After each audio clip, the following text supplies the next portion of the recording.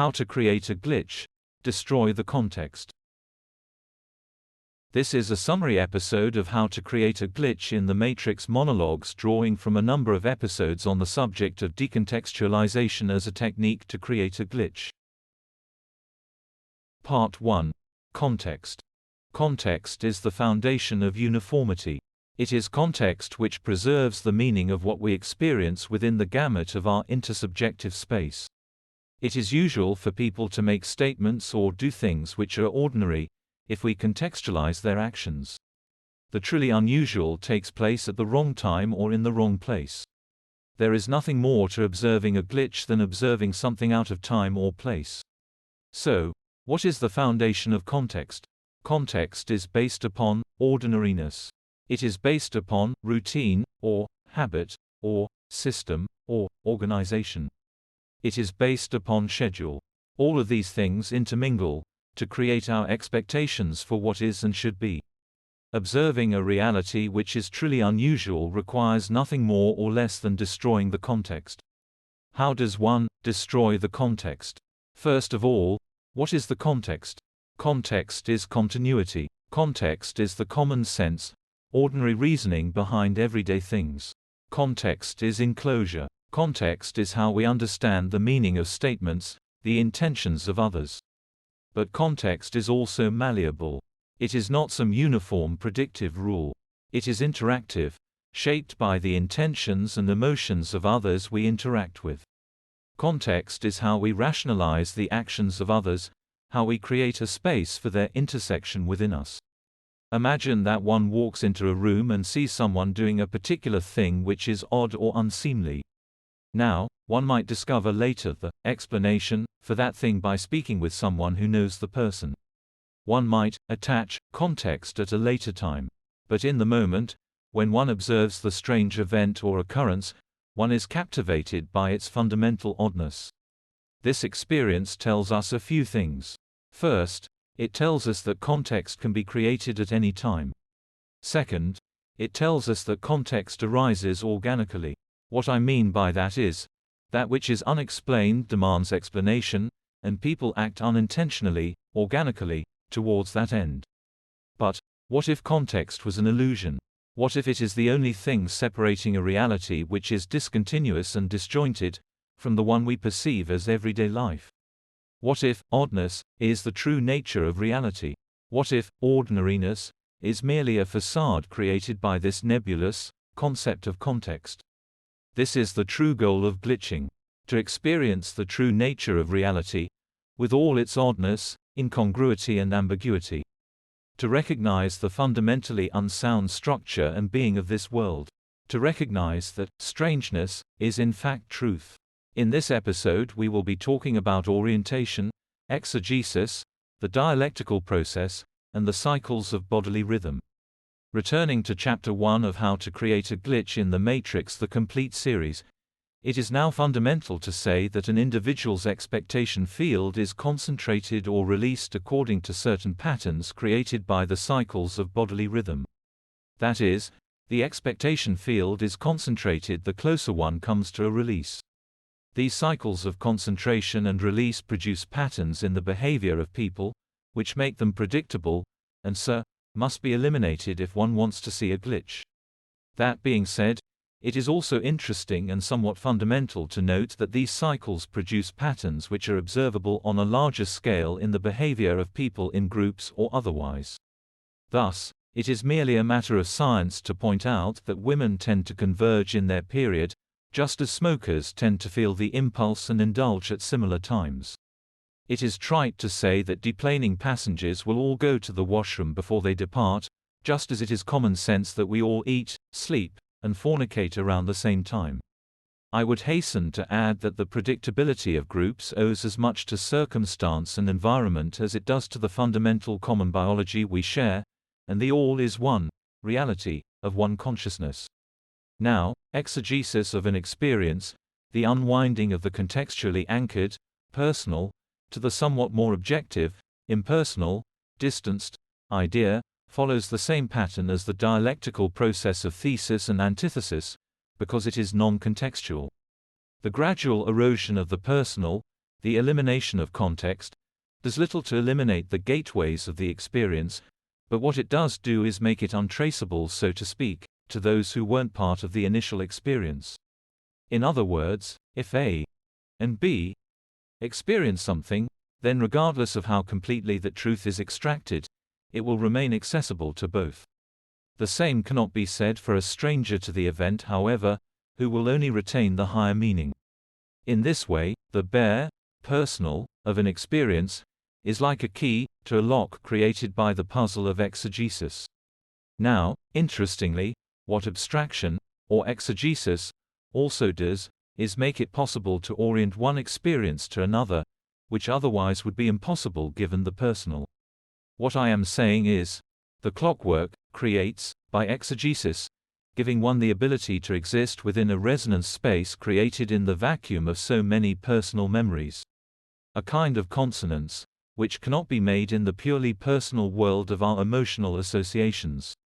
The key step remains the exegesis, the abstraction, the separation of the personal from the emotional, the sublimation of the tension of the moment into the tension between all things, finding a release in the patterns created by how so many pieces fit together, distanced from the moments which comprise them. But of course there is a price to all this. There is a trade-off. The personal that we discard through our method of exegesis creates spatial and emotional distance between us and others. It isolates us, because it makes our thoughts unrelatable, unattached, impersonal, subject to a process that might escape all those but those who were present. In effect, by eliminating the personal, we are eliminating the patterns which comprise our expectations, our rhythms, our releases. To put it bluntly, exegesis without the personal is a form of thought encryption. It narrows our gateways, erodes our personability. The purpose of this episode is to link together our analysis of context with the directive to destroy the context in creating a glitch. Exegesis, as explained in the previous episode, is one methodology by which the personal can be removed from the experience, and the abstraction that follows acts as a filter of experience by narrowing the gateways we maintain. But exegesis is an ex post facto method. It relies upon an after-the-fact elimination of the personal inherent to the experience. There are other methods which can be used to eliminate the personal, destroy the context, so to speak, so as to increase the likelihood of observing a glitch. Suffice it to say, there is nothing more to observing a glitch than seeing something out of time or place. Often the first step in experiencing a glitch involves cutting away the ordinary common-sense explanation for what appears to be a trivial event. There are other ways to eliminate the personal, to abstract, so to speak, in the moment. These include 1. Breaking continuity internally and externally with some historical pattern. 2. Loosening one's associations internally. 3. Creating an objective discontinuity in behavior. 4. Acting without objective or rational explanation. Breaking continuity involves recognizing the patterns by which we act, the physical motions, their timing, their spatial dimensions, and overturning them in the moment. It also involves, internally, eliminating patterns in thought processes or gratifications. It may be as simple as using your left hand to shake hands, or giving up your cigarette habit for a determined period, exercising the will to refrain. It may involve postponing that habitual dinner, or reorganizing one's calendar. It might involve altering the timing by which one executes one component of a familiar pattern. Loosening one's associations involves the method of acting against impulses, acting against ordinary associations. For example, instead of having a peanut butter and jelly sandwich, one might have peanut butter and honey sandwich. Instead of habitually sitting down for a tea, have a coffee instead. Instead of visiting with your best friend for lunch, seek out that acquaintance with whom you have little in common. Visit that art gallery which you have no interest in. Take that route to work which you avoid out of negative associations. There are myriad ways to loosen one's associations. Creating an objective discontinuity involves adopting lifestyle choices which are antithetical to your values and telegraphing them to those around you through social cues. Acting without objective involves ritualistic and empty actions that undermine the normal timing of and patterns of behavior. All these associations and patterns are part of a web of associations constructed out of how you navigate the world, how you describe yourself, and how you describe others. They all assist in the assignation of meaning by context. Eliminating context is as much about navigating the internal as it is about redesigning the external. Both go hand in hand to produce new patterns which might reveal some deeper truths. Finally, esoteric objects as described in the complete series possess the quality of being pillars in the webs of association constructed around us by our actions and internal narratives. It is through these objects that we manifest, project and assign meaning to our experiences. In fact, the esoteric gate of the room, as a common strata, a common substrate, provides a context for experience. Just as a knife creates discontinuity, displaces the meaning which we understand and punctures the ordinary emulsion of context. Exegesis plays a preferential role in developing a web of associations, because it draws out the personal and reorients meaning. But no amount of exegesis can alter the importance of the pen or the incisiveness of the sword. Part 2. Decontextualization. In this episode, we will be elaborating one of the techniques or kinds of experiences which releases the tension of the group during a social exchange. In a previous episode, we talked about how humor is often the mechanism used by the group to eliminate social tension. One kind of humor blends taboo with humor through innuendo. This kind of humor represents the creation of a limited form of multiplicity, through asymptotic discussion. This is to say that the humor approaches taboo but doesn't violate it. This type of humor represents decontextualization through linking of two meanings to an expression. The first is contextual and the second is decontextual. By linking these two together, one manufactures a decontextualization process which reduces the entropy of the discussion and the corresponding tension. The result is the mirroring of the group and tension release. In general, multiplicity is the result of the excess accumulation of tension in the group, manifesting as innuendo, double entendre, multiple meanings, metaphor, allegory, which represents the decontextualization of meaning and reduction in group entropy. It is also possible, if entropy reaches some maximum, to observe the multiple plates of meaning in tandem, seeing doubles or doppelgangers. Violation of the taboo, rather than asymptotically approaching it, has the inverse effect, increasing tension and generating a non-consensual, zero-sum reality. The resulting reality is driven by the four principles, namely substitution and displacement, union, conservation and polarity, often resulting in appropriation. Decontextualization through humor is akin to exegesis or abstraction for the individual, managing group social tension in much the same way. Now, the use of language in any conversation can create a normative structure as well. Conformity with the unspoken rules of a social conversation generates mirroring and tension release. Violation of those unspoken rules increases entropy, destroys cooperation and produces a breakdown in mirroring. The common unspoken rules act to create a commonality of convention, which generates a space for discussion within those rules. Social conversations are thus a fluid construction of conventionality, normative structure, conformity and mirroring. The breakdown in that commonality eliminates the corresponding cooperation and generates dialectical positioning, and hence, a non-consensual reality. At the heart of the commonality is consent to the exchange, which forms the central nexus holding together the conventionality and normative structure. When that consent is eliminated, so too is the contingent structure, which is held together by the participants' consent. In this episode, we will be providing a taxonomy of an exchange between two friends. Initially, it can be said that all impulses are expressed whether in the here and now, this consensuality that we perceive, or in some dissonant consensual space.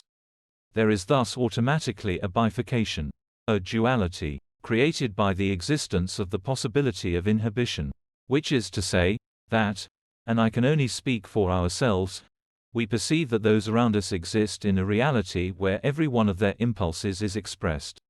Now, it is important to note here that that does not mean that you perceive it that way. For we can only speak of our consensuality. Now, we perceive that everyone around us expresses their impulses completely and without a dissonant space. That is to say, the bifurcation of our consensuality is created by our consciousness itself. Others, to us, beyond us, seem to exist in a unitary consensuality reliant upon the absolute expression of their impulses. It is axiomatic that we only permit them to enter our consensuality to the extent that they conform to our expectations. That is to say, we cannot permit that we repel by our limitations on our own selves. Thus, although initially they exist in a state of pure expression, they enter our consensuality in a state of restriction. But, and this is important, that restriction only subsists in the consensuality we project, not in any dissonant projections. That is to say, so we negate, so they express. Thus, when they enter our consensuality, we discuss mundane things, which accord with our expectations, completely ignorant of the fact that this consensuality is not their consensuality and nor does it conform to the rules of their consensuality because it is our consensuality and they exist in it as a mere slice of what they are. So, what this means is, our dissonant consensuality is a space of their expression. It is a space defined by the effulgence of our consensuality, its broadening, its expansion. Thus, in that space, the subject matter of the discussion will center on the impulses that we have consented to, only to revoke that consent. A dissonant consensuality is therefore a space of withdrawal, of involution. Which is to say that that dissonant consensuality exists only to permit that other to reaffirm our consent through their affirmation. Now, we have a choice upon that affirmation. If we continue to reject in ourselves what they have affirmed in themselves, then the subjective components of our consensual reality will be shaped by that rejection. The physical qualities of that other draw our aversion in that moment.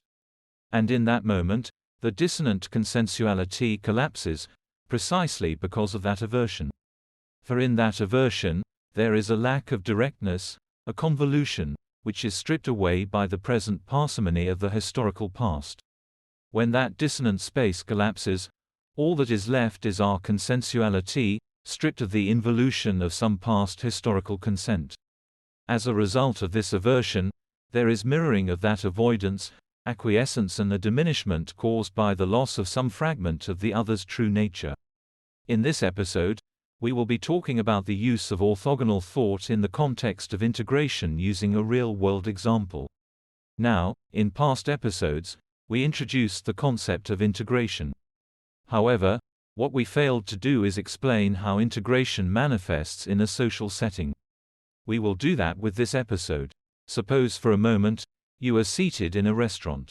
Now, suppose that at this moment, you have acquired, or it has been imposed upon you, the state of integration. What does this manifest as, exactly? In the state of integration, all impulses and reactive emotionality is instantly expressed. This means that if you are a receiver of orthogonal thought, that is, you consume the product of some exegesis, some decontextualization, it will immediately manifest as reactive emotionality. Likewise, if you exhibit some orthogonal thought, it will also be met with some reactive emotionality. How does this manifest in practice? Suppose you are seated in a restaurant and you have a thought which is antagonistic to someone around you. That thought will immediately, and unconsciously, generate a reactive response from that other. In fact, all antagonistic thoughts, all dialectical thoughts, all thoughts of any kind, immediately engender a reaction from others, unconsciously. This has the effect of preventing you from producing enough dissonance for an orthogonal thought chain. What do I mean by this? Orthogonal thoughts are decontextualizing. They are generated when there is a dissonant space for them. They aren't reactively responded to, immediately, but rather able to acquire some sort of momentum in the dissonant space.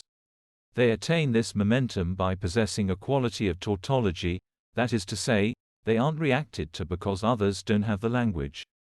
Let's take this podcast for an example.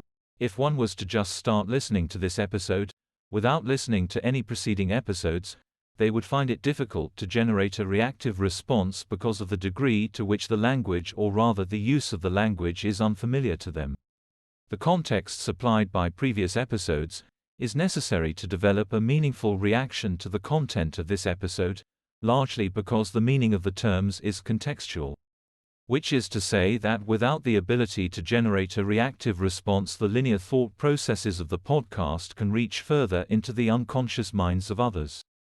It is this quality of the orthogonal thought which makes it difficult for others to unconsciously react to the content of the podcast, arising out of the tautological nature of the narrative, which renders the thought capable, in the context of a dissonant space, to produce dissonance in others' behavior. Which is to say, that some level of pre-existing dissonance is required, some space, for the generation of effective orthogonal thought, but once it reaches this threshold, it becomes easier to solidify that space, that dissonant space, through language. Now, in past episodes, I referred to this quality, which makes orthogonal thought difficult to react to unconsciously, insulation. You could also refer to it as space, in the sense of the space to change orientation and manipulate concepts internally for solidification of some dissonant space. The generation of orthogonal thought, the solidification of a dissonant space, is the other side of the experience in the taxonomy of an exchange between two friends, explained in past episodes. Namely, when you consciously reject an impulse, which others have affirmed, they must consciously reject the dialectical impulse, which you have affirmed, and in so doing, they transform that dissonance into avoidance. And this is an important point, namely that for every impulse rejected, which was previously affirmed, there is a dissonant consensuality. Which means that your experience of the other is in their dissonant consensuality, which is why they appear so uninhibited to you. Thus, you are present in your dissonant consensuality, which is also their dissonant consensuality, but they are not truly present, as it exists for them as a separate space from their consciousness. And in that space, they exhibit a lack of inhibition, which is why they appear uninhibited. In other words, when you choose inhibition of a previously affirmed impulse, the result is that your experience of others is in their dissonant space, a space where they are not truly present. And their experience of you is in your conjoined space, which was extinguished by the loss of integration and the death of conjoined self. Part 4: Capitalism and Decontextualization. In this episode, we will be talking about the implications of orthogonal thought in the relation between labor and capital. It is the element of abstraction, the quality of removing the personal from the experience, pursuant to economic activity, in the payment of capital for labor, which promotes the generation of orthogonal thought. But, what are the implications of this orthogonal thought? We explained in previous podcasts how the removal of the tension from the experience causes the experience to be appropriated according to social reinforcement, and the tension to be absorbed, so to speak, by the consumer of the product, separately. That is to say, that the tension causes reactive emotionality in some other, drawing that other more closely through continuity in their experience. If they fail to further generate orthogonal thought in response, the result is the absorption of dissonance in their tonic-dominant relationships. Furthermore, in other words, the payment of capital for labor alienates the payer from others, or it produces further orthogonal thought, which alienates some other from their tonic-dominant relationships. Thus, the existence of currency begets social alienation, for the payer of money for service achieves in that payment the alienation of themselves or others. Likewise, labor represents the sublimation of one's impulses, and in so doing manifests the removal of the personal from the experience. In other words, the fundamental foundation of capitalism is the alienation of capital from labor, the manifestation of dissonance in the relationships of the payer. In the alternative, this dissonance can be repackaged and sold to some further purchaser, through intellectual sublimation of the reactive emotionality caused by the receipt of orthogonal thought from labor. The isolation of the bourgeoisie is guaranteed by their capital, the translation of labor into dissonance in their relationships, or reactive emotionality, their integration and continuity.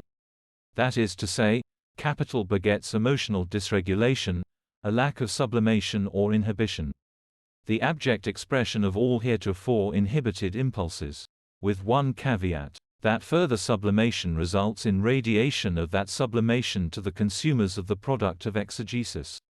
The division of integration according to class lines follows from economic activity that translates labor into capital. Integration is fundamentally the product of a lack of a capacity for sublimation and a possession of capital. In this episode, we will be discussing the repackaging of tension from orthogonal thought in the payment of capital for labor. In the last few episodes, we discussed how the alienation of capital from labor, the transformation of labor into capital, represents decontextualization, abstraction, of the experience, and the generation of orthogonal thought. That is to say, that this decontextualization results in convolution in the behaviors of labor, pursuant to the use of that capital to purchase a service or product from some other. In this convolution, the manifestation of that secondary purchase represents an out in the behavior of the laborer. In other words, labor for capital is associated with convolution of thought and the generation of an out, which eliminates the tension separated from the laboring behavior, which is appropriated separately according to social reinforcement.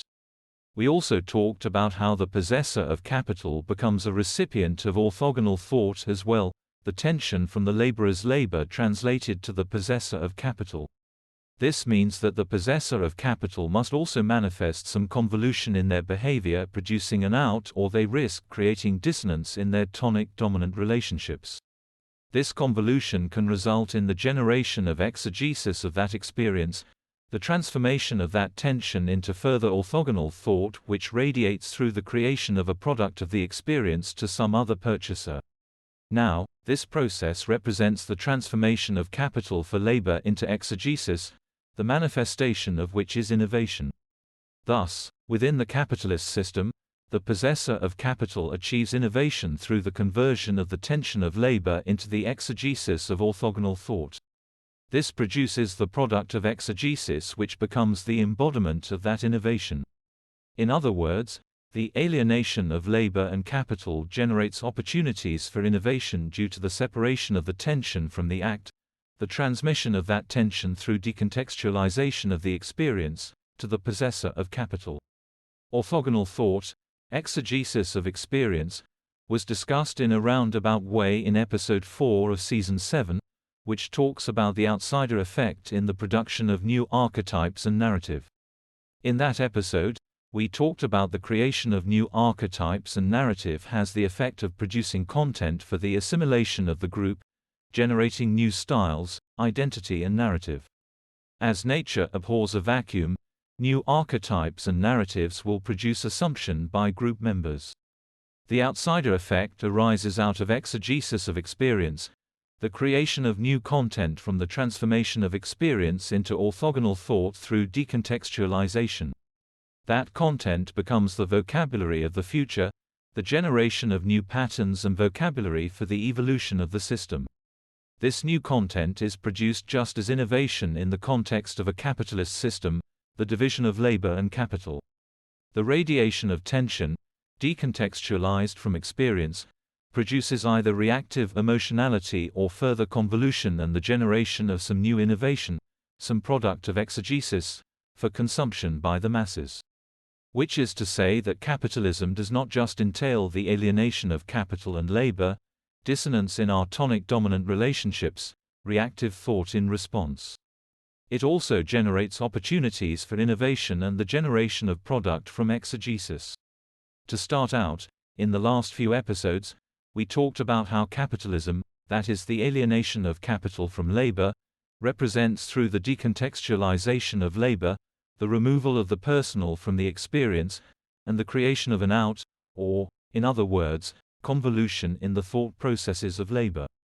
Likewise, capital also is a recipient of orthogonal thought through the radiation of that depersonalization, must further decontextualize their experience, manifesting in the creation of some product of exegesis, which is repackaged for the masses. This whole process involves the separation of the tension of the laborer's experience from the underlying behavior, which is appropriated according to social reinforcement. Now, in this episode, we will be returning to our discussions of outs, to explain what they are and how they are important. First of all, outs represent the collapse of our consensuality. They are the gaps in our social spaces. They are occasions when we exhibit postural releases, we look away, we are distracted, we leave the room to attend to something, we smoke a cigarette outside, we go for a walk. These occasions are all circumstances where we release some non-consensual impulse, pursuant to the collapse of our consensuality. Which is to say that when an out manifests as a consequence of the decontextualization of labor, it manifests as the release of an impulse pursuant to our shadow self. What does this mean in practice? It means that those impulse purchases that we make as a consequence of having the capital to do so, further to our labor, are non-consensual purchases, the result of a process of decontextualization manifesting at the end of the chain as the entangling of action with our shadow self. Convolution was the word used to describe orthogonal thought. But it is also thought which diverts tension into and out in our behavior, such that we are able to maintain our consensuality through concerted effort. Now, to bring back the concept of emotional calibration, explored in our podcasts on history and throughout this series, the impulse purchases that we make are further to the calibration of the population to a particular era in the past, the direction of those trends the result of systemic encouragement. These trends in behavior are generated by either a mirroring of some tonic, or b execution of the unconscious desires of some tonic, that is, as the dominant. Which is to say that postural releases, which are the most simplistic form of out, generate impulses which correspond to the expectations of the tonic. To bring it all back to capitalism, we know that when people are saving money, when they aren't spending it, they make fewer impulse purchases. This means that in that case, the decontextualization of labor becomes uncoupled from economic activity and the monetary supply no longer represents the economy of decontextualization. In other words, when people are making frequent impulse purchases, we see stronger economic growth, because decontextualization is funneled into the exchange of capital for labor, or products as the produce of labor. Capitalism only works when decontextualization is linked to economic activity, which means that decontextualization powers economic activity, when it is so coupled. All of this being said, it is interesting that new trends and styles are frequently objectively discontinuous with the present. In that, the decontextualization of style generates reactive responses, mirroring, and generation of trends. All of this leads me to conclude that the method of exegesis utilized by this author is economically dangerous, because it alters the movement of decontextualization away from economic activity, providing a ready avenue for exegesis and generation of product, which decouples capital and decontextualization. Perhaps, we might consider abandoning a system built upon the alienation of capital and labor, in the sense that every person is capable of removing the personal from an experience, radiating its tension outward to some other, producing further opportunities for exegesis, and perhaps, innovation. Perhaps we should view the social economy not as a mechanism for the meeting of expectations, but a parallel marketplace for the production of ideas. After all, consumer products are certainly desirable in a functioning system, but so too are new ideas, concepts and systems. Be that as it may, there can only be so many content creators and so many consumers. Economic conditions of demand and supply govern compensation.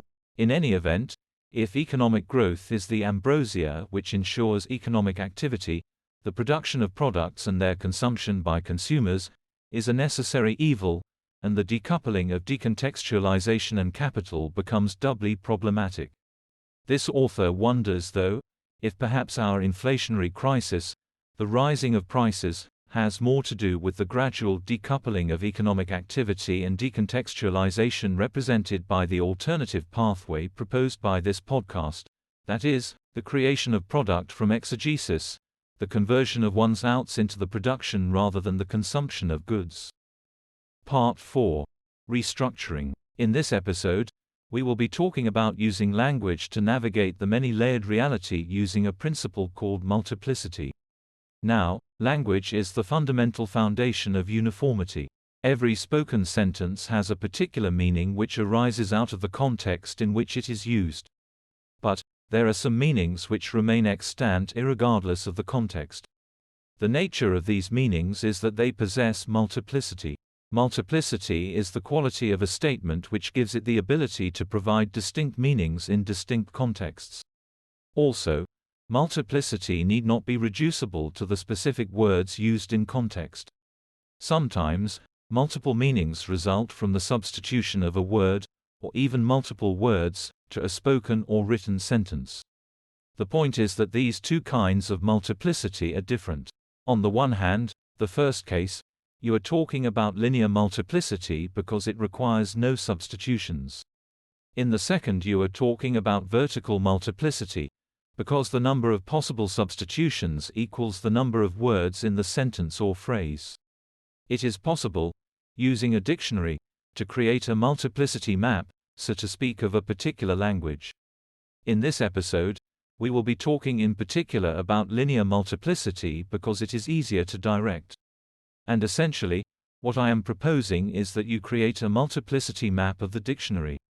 So, for example, if a word has 4 distinct definitions, then it is given a coefficient of 4. If it has 2, then 2.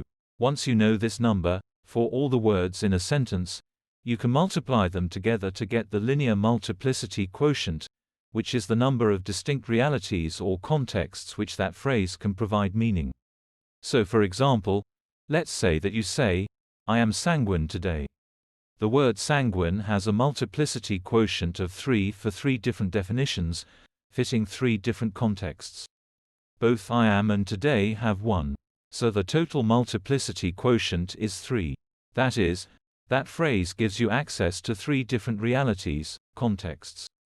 Now, the multiplicity quotient is also accretive, meaning that if you started, let's say, in one reality, which branched out to 3, and then branched out to 7, you will have a total of 10 realities you have access to through your statements. In other words, using a multiplicity map and carefully crafted phraseology could allow you to navigate the multiverse through verbal speech alone. Obviously, to do this quickly would take a mind trained specifically to do this, and it would be a skill that could take years to learn. To the average onlooker, they would be making nonsense statements or word salad. But the point of the method is not about expressing comprehensible meaning, it is about obscuring it. If you wanted to broaden your passage through the many levels, you would have to use words with higher multiplicity. If you wanted to narrow your passage through the many levels, you would have to use words which maintain a low level of multiplicity. Finally, it is important to note that esoteric statements have the highest multiplicity, which is not usually linear, but comes from higher meanings of the text. In this episode, we will be elaborating the technique explained in the last episode to navigate the simulation. In the last episode, we explained how by using words with multiple meanings in a sentence you can increase or decrease the multiplicity in your consensuality, thereby navigating the plate system. In this episode, I would like to further elaborate that methodology. In past episodes, we talked about consensual multi-contextuality as a method of reconstituting your consensuality after it has been punctured by a dialectical actor's spatial non-consensuality, arising due to their dialectical consensuality. Contextual multi-contextuality was described previously as a method of exegesis of one's experiences, the transmutation or assignation of higher meanings to the experience. The method we introduced in the last episode can also be used to give your consensuality multi-contextuality. By using words to construct a sentence which possesses multiple meanings, you are expanding your consensuality, distributing it, so to speak, because of the fact that you are expressing meaning which fits many contexts. The exegesis of consensual multi-contextuality is the simplest form of multiplicity. Using experiences to construct a many-layered narrative that is above and supersedes the contextual. But crafting sentences with linear multiplicity is a far more effective form of this technique. Let me give you an example. Think of the statement, "I made a novel stand." How many meanings does this statement have? At least 4, but possibly more. Now once you've constructed such a statement, what do you do with it? You use it as a mantra, while allowing your thoughts to ponder its many meanings, and if indeed it does have more than 4. But assuming it has 4 meanings, then we can say that it has a multiplicity of 4, corresponding to 2 distinct meanings of novel and stand. As you get better at this, find more meanings, and slide from one to another, you are beginning to restructure your consensuality. Thus, I call this process restructuring. As you learn and make new phrases, you should find your consensuality becomes easier to resurrect in the face of dissonant consensualities.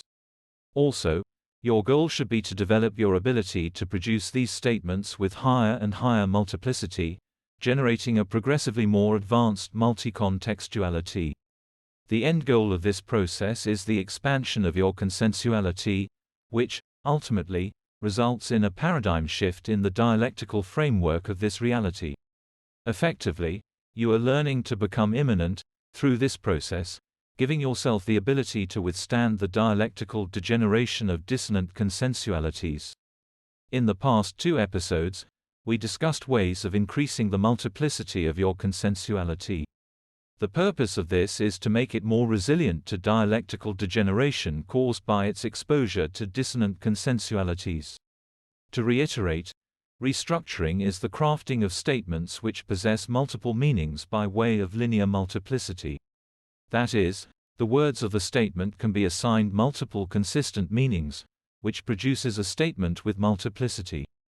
To start out, it is important for any non-native English speakers listening to understand that if you are translating this to your language, you will have to translate the statement in multiple ways so that the text becomes bifurcated. This is not a glitch, but an essential property of a restructuring statement. For example, the statement, "I made a novel stand," must be translated in at least 5 ways, because the words in English, novel and stand have associations or meanings which are not the same as the associations or meanings in another language, say French. This means that the statement is untranslatable into one consistent, coherent statement in your language. It must be translated into the many meanings created by the multiple meanings of the words.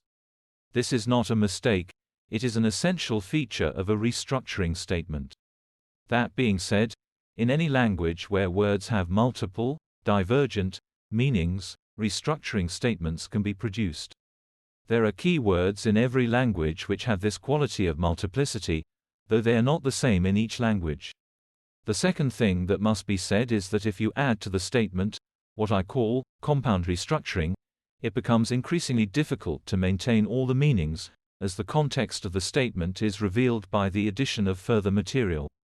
For example, if you add, "I am sanguine," to the statement, "I made a novel stand," the meaning is narrowed by the restrictions of the first statement, which delimits the meanings of the second statement. Nevertheless, if you use single-meaning statements, statements with less multiplicity, the result won't be necessarily to delimit the meanings of the multiplicitous statement. It really depends upon whether the added statements reveal a context for the multiplicitous meanings to attach themselves. Ultimately, the goal of restructuring is to destroy the context, as set out in the complete series. Thus, if your first language is not English, it will be obviously difficult to find a single translation of such a restructuring statement. Now, if you were to construct multiple statements and use them together as mantras, you would want to repeat each statement the number of ways that it has separate meanings. If you want to gradually increase the multiplicity of your consensuality, you would want to start with contextually meaningful statements, that is, statements with a single meaning, then move on to statements with 2 meanings, then 3, and etc. Each statement would have the quality of multiplicity to a great degree, which would gradually step up your consciousness. By then following the ascending phase with a descending phase, that is from the highest multiplicity statement you have crafted down to the next highest, and so on and so forth, until you reach a single meaning, you are gradually expanding and contracting your consensuality. This exercise has the added benefit of teaching you to cope with the adjustment to your consciousness created by the process. In effect, it is almost a form of meditation, or altered state of consciousness. Thus, one must be careful in the particular fashion that they follow the process. The next step in the process of restructuring would be learning to communicate in multiple levels. Thus, finding a partner, you could experiment with compound restructuring. Using the various statements you have crafted, you could communicate those statements to a partner, linking your responses to particular restructuring statements, as best you can, to preserve all the meanings. Obviously, the first step to doing this would be to create a particular lexicon in your language, a dictionary of words with multiple meanings, that you can use to craft your multiplicitous statements. Through this process, you could begin the creation of a dialect, based upon the maintenance of multiple meanings. But all of this aside, the goal again, is to preserve multiple linear meanings in communications with your partner. In this episode, we will be talking about the doctrine of stare decisis or precedent in the law and drawing into the discussion restructuring. Again, restructuring is the crafting of statements of multiple meanings, multiplicity, using words with divergent meanings in different contexts. The doctrine of stare decisis is an ancient legal principle which essentially equates with the doctrine of precedent. That is, once a decision is made, that decision can be used in the same, or even different contexts to decide an issue. Now, there's a connection between these two ideas. To understand that connection, we first have to understand the context in which the doctrine of precedent arises. Now, court decisions, especially in common law jurisdictions, are made by the court only when the parties cannot agree on a resolution. That is, the court imposes a non-consensual reality when there are two dissonant consensualities. This means that in the context of that dispute, as between those particular parties, a non-consensual reality will be the result. But precedent tells us that the non-consensual reality that results from such action of the courts will be generated, again and again, in every context which matches, or is anyway similar to the issue as between those two parties. Thus, orders of a court possess this same quality of distributive meaning as restructuring statements do. However, it is artificially created by the doctrine of precedent. Cases flow from context to context, determining the outcomes and generating non-consensuality. Restructuring statements, on the other hand, are distributive of consensuality. They possess the benefit of fitting multiple contexts by virtue of their bifurcation of meaning. Precedent, which is distributive of non-consensuality, reduces the contradiction between outcomes created by distinct decisions in similar contexts. That is, it promotes the gradual erosion of dissonant consensualities in the system and their replacement with non-consensual spaces. Restructuring statements, on the other hand, contain within them the seeds of divergent or mutually exclusive meanings. These meanings, as they are distributed, must necessarily result in the creation of further dissonant consensualities. Now, another application of the compound restructuring technique would be literary restructuring. This involves first making a dictionary of terms with multiple meanings, then using that dictionary to craft a narrative in story form. Readers would not be told that the multiple meanings are intended, which would allow them to unconsciously choose a narrative stream created by the many meanings of the text. It would be a painstaking process to craft a meaningful narrative with only a limited vocabulary, but if done properly, it would preserve multiple narratives in the text, which would be revealed by the unconscious of the readers. Also, restructuring, or statements with multiple divergent meanings, could be used to code instances of multiplicity. A statement with two consistent meanings which are divergent would signify seeing a double or doppelganger to someone who understands restructuring, etc. That's the end of the podcast for today. If you enjoyed it, please like, comment and subscribe.